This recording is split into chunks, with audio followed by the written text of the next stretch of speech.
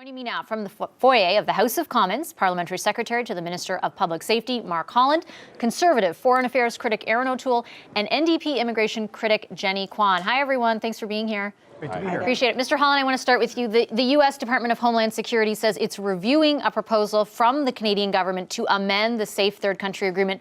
But both Minister Husson and Minister Goodale say there is no formal proposal on the table. So is the Department of Homeland Security in the U.S. not telling us the truth?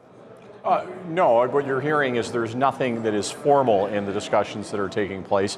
There's exploratory So there hasn't been a proposal made by the Canadian government? There's exploratory conversations that are happening at the level of officials where they're exploring different ways of improving the Safe Third Party Agreement, which is essential for the orderly processing of asylum seekers.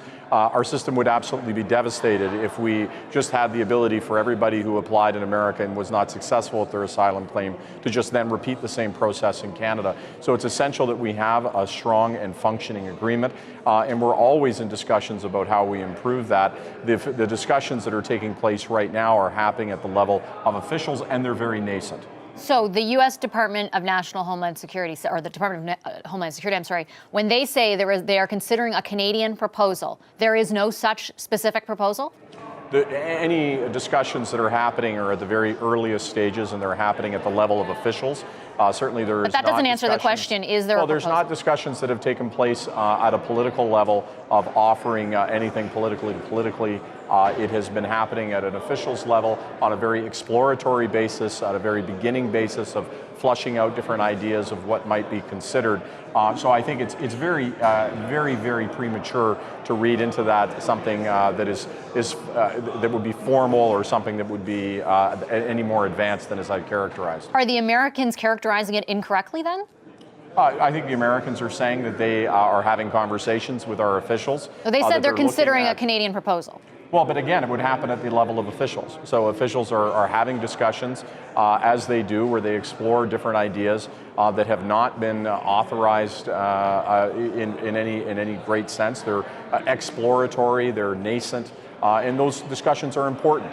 We want our officials to have, from a department to department level, to discuss how we can improve, how we can look at making that agreement more effective, how we can look at issues, as an example, dealing with issuances of visas when we have people who are applying for U.S. visas but only having the intention of coming into Canada. Okay. So how can we work together on a myriad of different issues, and those conversations happen on a daily basis. Okay, Mr. O'Toole, does that make sense to you?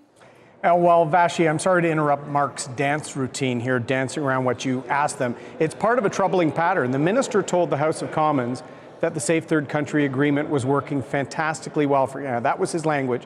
He told also the UN's He language. told committee that he is not negotiating with the Americans to fix some of the shortfalls, or what we're calling loopholes, in the agreement.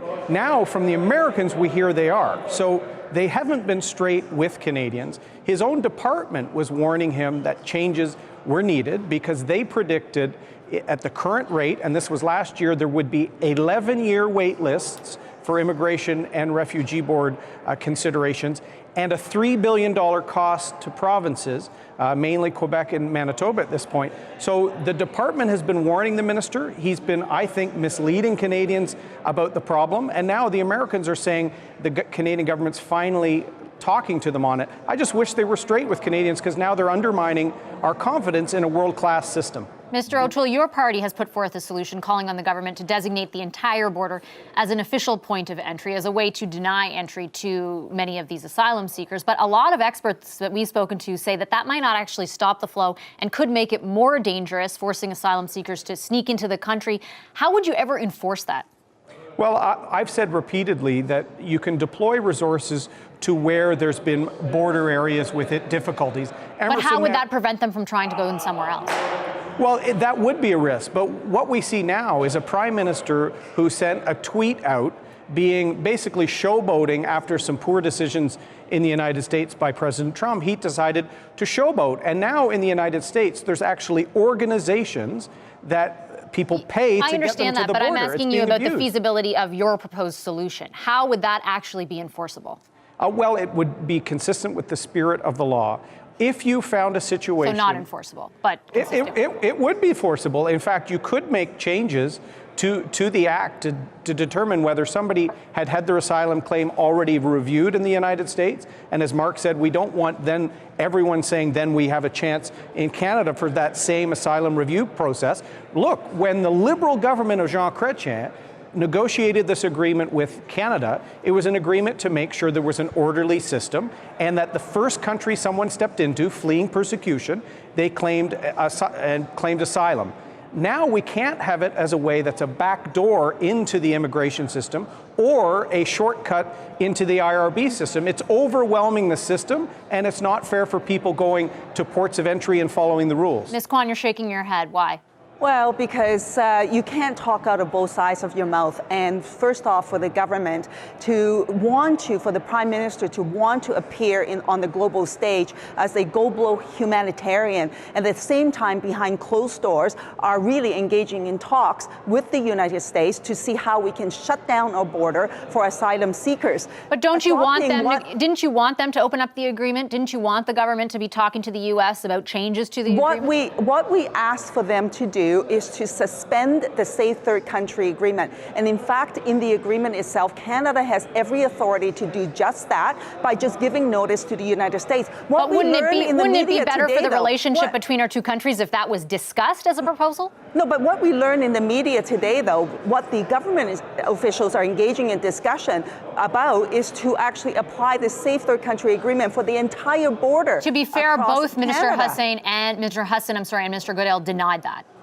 Well, they say that there are no official talks, but they're exploratory talks. And we just heard just now as well from their parliamentary secretary that they're exploratory talks. So which is it? The government is actually not being transparent. They're being secretive about this whole thing. Canadians need to know what the answer is. The issue here is this. If the Conservatives say that they want order at the border communities, and as the government say they want to do that, the way forward is to suspend the Safe Third Country Agreement so that people are not forced to actually enter irregularly, not illegally, and so that we can bring order back to the border communities and to ensure safety. The other thing is... Sorry, I want to give Mr. Holland I've got to get Mr. Holland in there to respond to what you're saying about what his government is considering. Well, I mean, first of all, the idea of suspending the Safe Third Party Agreement is a totally irresponsible position to take. It would create total and absolute chaos. It would crush our immigration. What is up for discussion? Absolutely not true. You're right now causing risk for people, by the way, risking their life and limb to get to safety. In letting you speak. Okay, let's let Mr. Holland, and we'll get you guys. It wasn't our government who just said that we're very well equipped to deal with the situation. It was the United Nations, as recently as 2 weeks ago, that said we're very well equipped to deal with the situation. The reality is that there is a very challenging situation on the border, and the Conservative position of making the entire border a single point of entry would drive some of the most vulnerable people into incredibly dangerous situations. And what we know, the historical precedent, is not only will it not reduce numbers, but it will mean deaths, and that's what we've seen elsewhere. Okay, Mr. O'Toole, I have very little time left, so I want Mr. O'Toole to respond to that, and then I'll give Ms. Kwan the last word. What we have to do is send a signal. We had an irresponsible signal from the Prime Minister, so much so that he wouldn't walk back from his tweet, but he sends ministers to go into communities in the U.S. and plead them not to come. We now have a system that's set up, including cabs and buses, to bring people to borders to circumvent a law that was to have an orderly approach. We're a generous country, but what this inaction and chaos the Liberals are allowed to happen is slowly eroding Canadian confidence in the system. And that, I think, in the long term is dangerous, not just for our generous refugee system, but for our immigration system. And Ms. It's Kwan? okay to have rules. Ms. Kwan? Well, I would say this. If Mark is saying that applying the Safe Third Country Agreement for the entire border is not the solution, why don't they just say that? Say that clearly and definitively and shut down this divisive argument. And so that we can move forward with a proper approach. To suspend the Safe Third Country Agreement will bring order to our borders to ensure that people will get to safety. And then we need to engage in a discussion with the international community on how to deal with the situation. Namely, that the Trump administration is creating such fear in his own country for the refugees and immigrant community that we as the international community, as part of the international community, needs to respond to that in a responsive and a responsible way. Okay, I'm out of time. I wish I had more, but thank you so much to all three of you for being with us. That's Mark Holland, Erin O'Toole, and Jenny Kwan. Thank you.